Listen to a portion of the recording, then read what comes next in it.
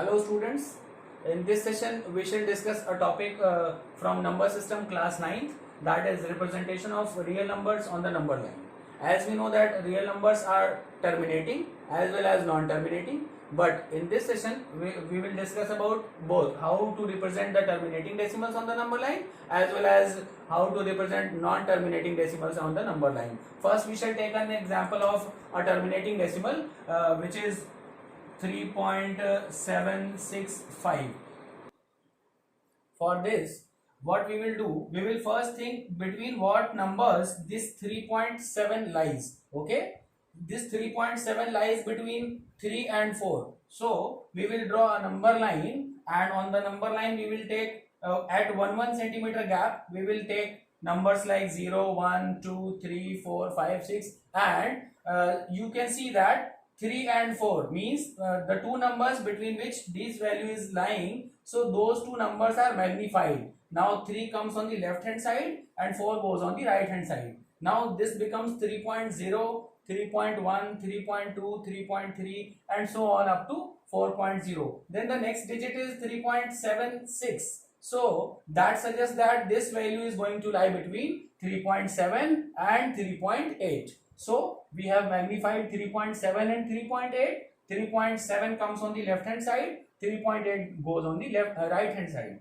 Now this is 3.70, 3.71. Going on in the same manner, we will reach up to 3.76, 3.77, 3.78. We can see that 3.765. So this is going to lie between 3.76 and 3.77. So we have magnified this on the next step. So this has been magnified 3.76 on the left hand side and 3.77 on the right hand side. So we have got the values 3.760, 3.761, 3.762, 763, 764, 765. This is our required value which actually we wanted to find out.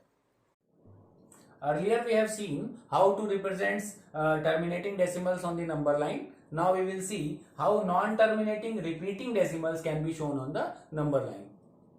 For example, we take 4.26 bar. This bar represents that this set of number repeats again and again up to infinite. This is equals to 4.26, 26, 26 and so on up to infinite. So first of all, what we will see that this number 4.2 lies between what two numbers. For that, what we will do, we will draw some number lines and we will draw markings 0, 1, 2, 3, 4, 5 or each at equal distances. Each at equal distances. That is the main thing. And for our convenience, we are taking here this gap as 1 centimeter. So the scale will be 1 unit is equals to 1 centimeter. So each number is at 1 centimeter gap from the other.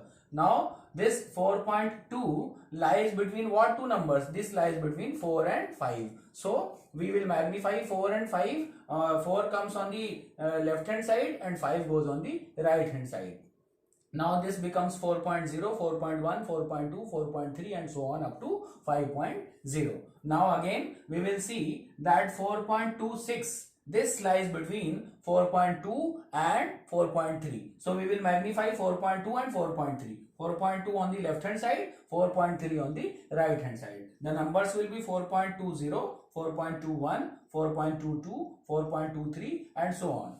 Now we can see that this 4.262, this lies between 4.26 and 4.27. So we will magnify this. So this 4.26 goes on the left hand side, 4.27 goes on the right hand side. 4.260, 4.261, 262, 4.263 and so on up to 4.270. Now we will see that 4.2626, this lies between 4.262 and 4.263. We will magnify both of them. So this gap 4.262 comes on the left hand side and 4.263 goes on the right hand side. The numbers will be 4.2620, 4.2621, 2622, 4.2623, 4.2624, 4.2625 and 4.2626. This is our required number. And so on, you can proceed up to 4.2630. This is our required number, but Here we have shown up to 4 decimal places only. If you want, you can continue in the same manner for many more decimal places. Now let us discuss about decimal expansion of real numbers. Decimal expansion of real numbers is of two types. One is terminating and the other one is non-terminating. Terminating means which ends after certain steps. Like 1 by 4, it ends after few steps, 0.25, and then it ends. This is why this is called terminating decimal. And 3 by 8 is 0.375. It ends after that. That is why this also is a terminating decimal. And non-terminating decimals, this further has been categorized into two categories. First one is non-terminating repeating decimal and the other one is non-terminating non-repeating decimal. Non-terminating repeating decimal such as 1 by 3, in which you get the decimal expansion as 0.3333. You can see that this number 3 is getting repeated again and again. So it can be written as 0.3 bar. Similarly, 1 by 11 is also of the same category, 0.818181. 81 gets repeated again and again. That is why 0.81 bar is there. So this is non-terminating repeating decimal. Now let us discuss about non-terminating non-repeating decimal. In this type of numbers, no number gets repeated again and again. Okay, you can't see any particular number or a group of numbers is repeating. Okay, these are 0.31, 01, 001, 001 and so on. Means no particular number is getting repeated. Now we will represent this root 7 on the number line. For this we will draw a number line and we will take the radius equal to BP in the compass. At point 0 we will put the compass here, and with the radius this BP we will draw an arc like this. The numbers will be 0, 1, 2, 3, 4 and so on. So this arc cuts the number line somewhere here. This distance, suppose this point is Q, so this represents root 7 on the number line. OQ represents root 7 on the number line. As we have seen how terminating decimals and terminating repeating decimals are represented on the number line, now let us see how non-terminating non-repeating decimals are represented on the number line. These are also known as irrational numbers. Let's take an example. Suppose we have to draw root 7 on the number line. We have to represent root 7 on the number line. For that, what are we requiring? First, we will draw a line segment 7 centimeter long, say AB. Whatever written inside the square root, we will draw a line segment that much centimeter long. 7 here, so 7 centimeter long AB. Then we will produce it by 1 centimeter. Okay, we will produce it by 1 centimeter and name this point as C. Now AC is the line segment overall 8 centimeter long. Now what will we do? We will draw the perpendicular bisector of the line segment AC. You all must be knowing how to draw the perpendicular bisector of any line segment. Means taking more than half radius of AC, you will draw an arc upside and downside, and from C with the same radius you will draw two arcs to intersect these two arcs. You will get the midpoint say M. Now take the radius of AM and draw a semicircle like this. And now at point B you need to draw a perpendicular. You must be knowing how to draw 90-degree angle here. At point B you will draw a perpendicular, and this perpendicular intersects the semicircle at point P. This BP line, this represents root 7 centimeters. Okay, but let us discuss operations on real numbers. As we know that there are 4 mathematical operations: addition, subtraction, multiplication and division. So we will discuss one by one each of them. For first case we will take 2 rational numbers. In the second case we will discuss about 1 rational and 1 irrational number, and in the third case we will discuss it about 2 irrational numbers. So let us begin with addition of rational and rational number. Okay, so we have taken example of 2 rational numbers and we can see the sum is also rational number. So we can say when 2 rational numbers are added, the sum is rational number. Now subtraction subtraction, again we have taken two rational numbers, the difference is also rational, so we can say that the difference of two rational numbers is also rational. In multiplication we have taken the example of two rational numbers, the product is also rational. So when we multiply two rational numbers, we get a rational number. In division, we take two rational numbers and the result is also a rational number. But here there is one special case in which that is the denominator should not be 0. Okay, if the denominator will be 0, in that case the result is not rational. Actually, the result is not defined. Okay. Now let us take example of a rational and an irrational number. In this case, suppose we are taking it for the first operation, that is addition. If we add a rational and an irrational number, as you know that they both cannot be added, the sum is this only. So this is an irrational number, means whenever we add a rational and an irrational number, the sum is irrational. Same is the case with difference also. If you subtract a irrational number from the rational number, then also the result is irrational number. Then we take the example of multiplication. In multiplication, the product of a rational and an irrational number is also irrational number. But there is one special case that the rational number should be a non-zero rational number. Otherwise, the product will not be irrational. It will be rational in case if it is 0. If it is 0, the product will be 0, which will be rational. Okay. So only in one case it is not rational. It is rational. Otherwise, it is irrational. Now, we will discuss about division.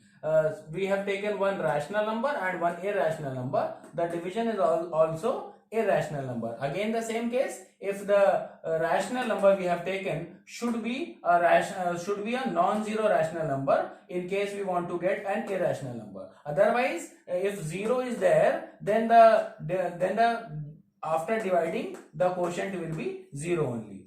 In that case it will be rational. Okay. Now let us discuss about two irrational numbers. Okay. Suppose we are taking the first operation, that is addition. We are trying to add two irrational numbers. See, in first case we have taken two irrational numbers, root 3 and root 5. Their sum is irrational. But if we have taken two irrational numbers, their sum may be rational also. You can see the irrational part, that is root 3, gets cancelled out and you get the sum as 4, which is rational. Same is the case with subtraction also. If we take two different rational numbers, two different irrational numbers, then their difference is irrational. And if we take the same rational numbers or the conjugates of both of them as we have taken in the addition, then the result is a rational number. Okay. Now we take the example of multiplication. Suppose we are taking two irrational numbers, their product is also irrational number. In case we are taking the same irrational numbers, the product may be a rational number. So this is what we see, that in case we take two irrational numbers, the result is may be irrational, it may be rational. Now we take the example of division. While dividing two irrational numbers, the result is irrational in the case 1, and in case we are taking two same irrational numbers, the result is rational also. So same we can say that whenever two irrational numbers are taken, any of these operations may result in irrational number as well as rational number. So we conclude that whenever we add or subtract or multiply or division, we get a rational number in each case whenever both the numbers are rational. And whenever a rational and irrational numbers are there, then the result is irrational. And whenever two irrational numbers are there, the result may be irrational, it may be rational also. Okay. So that is what the knowledge is all about. Now we will discuss nth root of a real number. Let's see.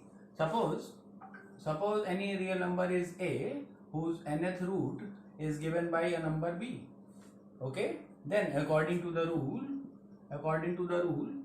this a equals b to the power n. This is the rule. Okay. How can we show this?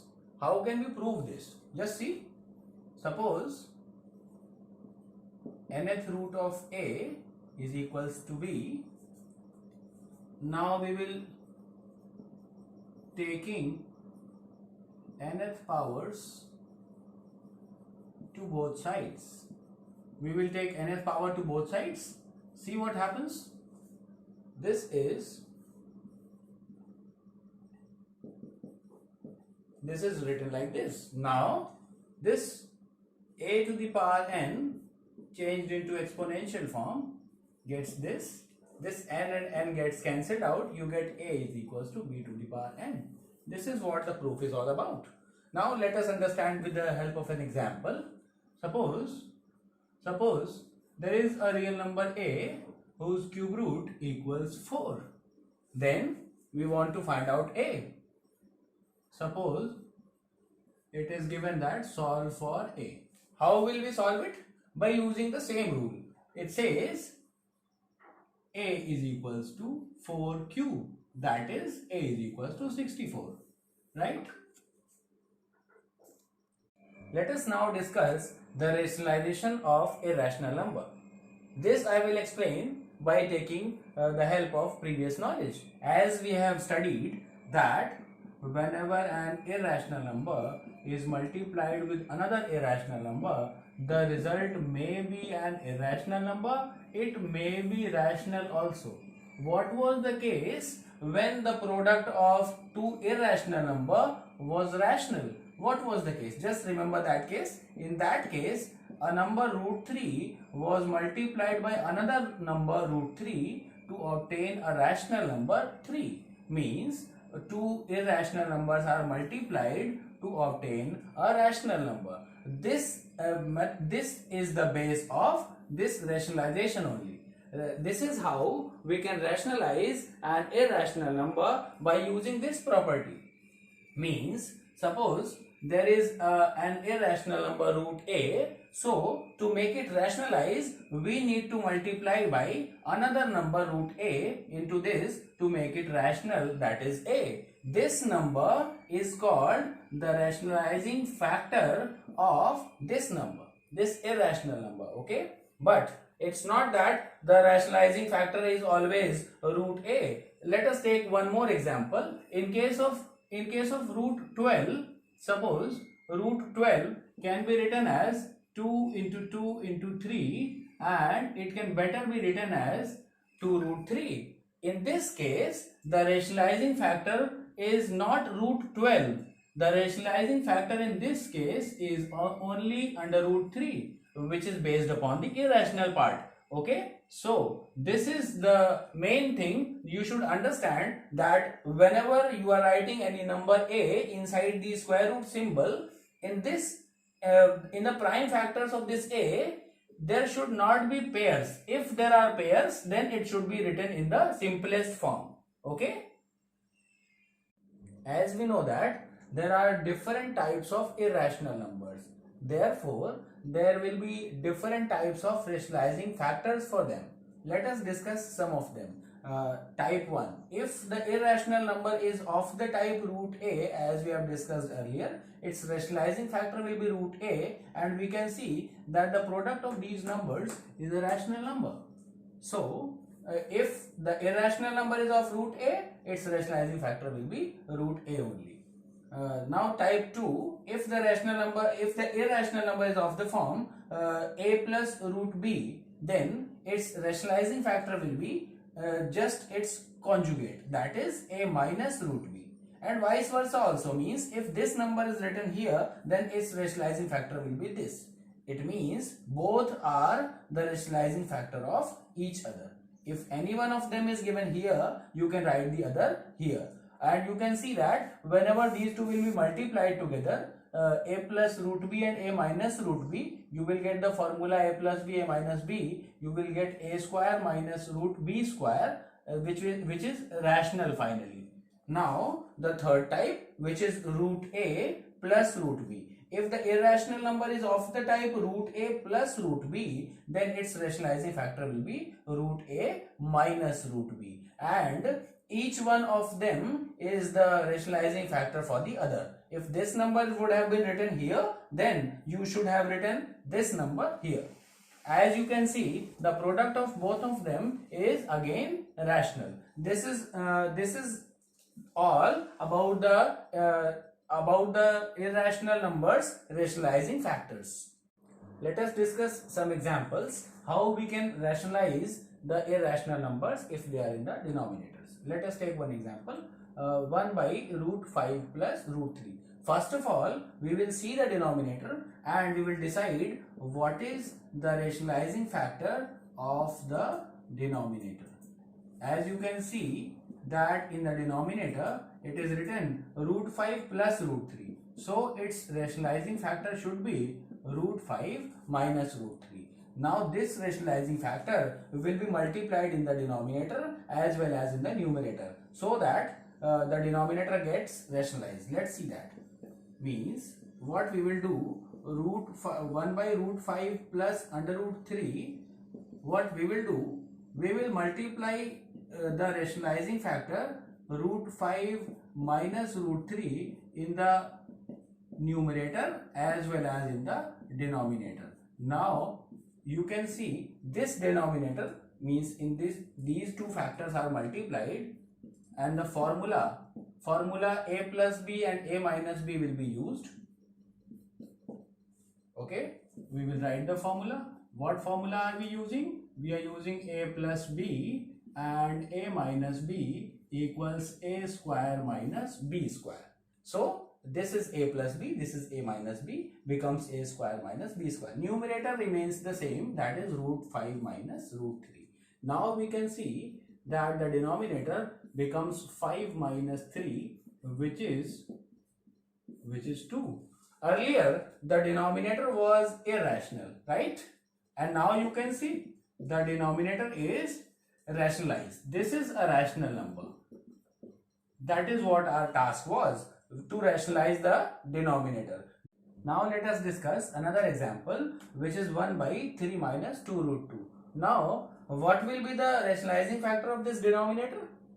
As we have discussed that if it is 3 minus 2 root 2, you very well know that this should be 3 plus 2 root 2, isn't it? Now we will multiply by this number, this rationalizing factor, in the numerator as well as in the denominator. See what we will get. After multiplication with 3 plus 2 root 2 in the numerator and denominator, the numerator will be root 3 plus, it is 3 plus 2 root 2, and in the denominator what will happen? In the denominator the formula will be used again as we have used earlier. It is a square minus b square, which is 3 plus 2 root 2 in the numerator. In the denominator it is 9 minus 8, that is 3 plus 2 root 2 by 1. Here you can see that the denominator earlier was irrational and now this denominator is rational. So our task is complete. Let us now discuss laws of exponents. Okay. The first law is based upon, suppose a number of the form a to the power m is multiplied with another number a to the power n. If both the bases will be same, then on multiplying the power is added. Let us take one example. Suppose 2 to the power 3 is there, is multiplied with 2 to the power 5. Then what happens? The power gets added, means 3 plus 5, you get 2 to the power 8. Okay. The second law says, if a number of the form a to the power m is divided by another number a to the power n, then the powers are subtracted. Bases are same, in division powers are subtracted. In multiplication powers are added, in division powers are subtracted. Let us take an example. Suppose 3 to the power 9 is divided by 3 to the power 2. What happens? You get 3 to the power 9 minus 2, that is 3 to the power 7. Now let us take an example of the third law. Third law says a to the power m whole power n. When power has another power, then both the powers gets multiplied. Let us take one example. This is, suppose 3 to the power 5 was there and whole power was 2. So what happens? 3 to the power 5 into 2 means 3 to the power 10. Okay. The fourth law is when two different numbers with same powers are multiplied. Then what will happen? We will multiply both the numbers in one bracket and the same power will be added to them. See, so suppose we take one example. Suppose 2 to the power 5 is multiplied with 3 to the power 5. What happens? Both are having same power, so you can multiply 2 and 3 inside the bracket and put a power 5 on them. Means this will be 6 to the power 5. Okay. Now same happens when two numbers with same powers, two different numbers with same powers are divided. What happens? You can divide the numbers and put the same power here. See one example. Suppose 2 to the power 5 and 3 to the power 5 are divided. Then you can write this as 2 upon 3 whole power 5. That is what the rule says. Now let us discuss the law number 6. It says if any number has negative power, then it will be changed into positive power by writing its reciprocal. Means if, suppose we take an example, suppose 2 has a negative power minus 3. So how can we write it positively? This can be written like 1 upon 2 to the power 3. Similarly, if it is given in denominator, the negative power is in the denominator, it will go in the numerator and become positive. Okay. Now law number 7, which says if a is any number whose nth root is to be calculated, then it can be written in the exponential form like this. Suppose we have 5, 4th root of 5, then it can be written as 5 to the power 1 by 4. Okay. Now the last law, the 8th law, it says a to the power 0 is 1 provided that this a must be a non-zero number. Okay, any number. Suppose 2 to the power 0, it will be 1. If it is 10 to the power 0, then also it's 1. It's minus 1 to the power 0, then also it is 1. It's 100 to the power 0, then also it is 1. Okay. Students, in this session we have covered these topics which are written here. I hope all of you must have understood these topics thoroughly discussed in the video. Thank you.